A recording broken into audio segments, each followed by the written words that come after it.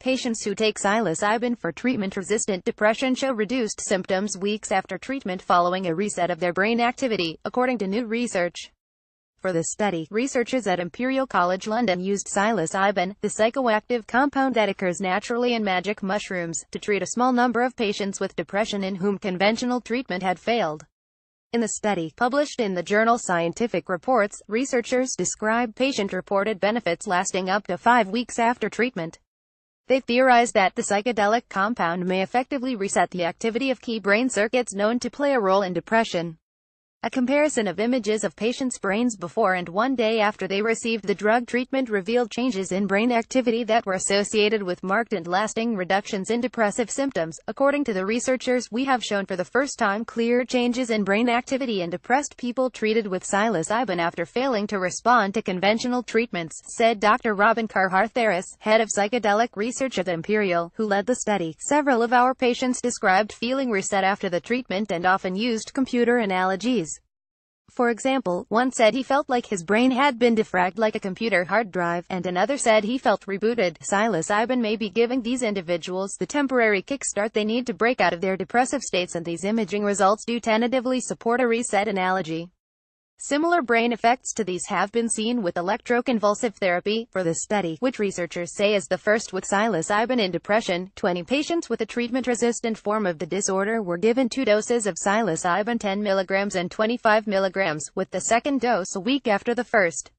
19 of the patients underwent initial brain imaging and then a second scan 1 day after the high-dose treatment. The researchers used 2 main brain imaging methods to measure changes in blood flow and the crosstalk between brain regions, with patients reporting their depressive symptoms through completing clinical questionnaires. Immediately following treatment with psilocybin, patients reported a decrease in depressive symptoms, corresponding with anecdotal reports of an afterglow effect characterized by improvements in mood and stress relief, the researchers report. Functional MRI imaging revealed reduced blood flow in areas of the brain, including the amygdala, a small, almond-shaped region of the brain known to be involved in processing emotional responses, stress and fear.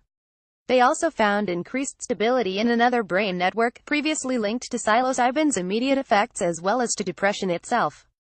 These findings provide a new window into what happens in the brains of people after they have come down from a psychedelic, where an initial disintegration of brain networks during the drug trip is followed by a reintegration afterwards. Through collecting these imaging data, we have been able to provide a window into the after effects of psilocybin treatment in the brains of patients with chronic depression, Carhart-Harris explained. Based on what we know from various brain imaging studies with psychedelics, as well as taking heed of what people say about their experiences, it may be that psychedelics do indeed reset the brain networks associated with depression, effectively enabling them to be lifted from the depressed state. The researchers note that while the initial results of the experimental therapy are exciting, they are limited by the small sample size, as well as the absence of a control group to directly contrast with the patients.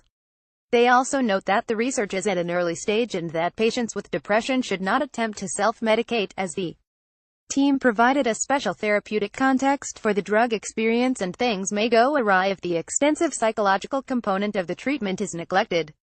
The researchers plan to test psilocybin against a leading antidepressant in a trial set to start early next year. Larger studies are needed to see if this positive effect can be reproduced in more patients. But these initial findings are exciting and provide another treatment avenue to explore, said Professor David Nutt, a professor of neuropsychopharmacology and director of the neuropsychopharmacology unit in the Division of Brain Sciences, and senior author of the paper. Source: Imperial College London.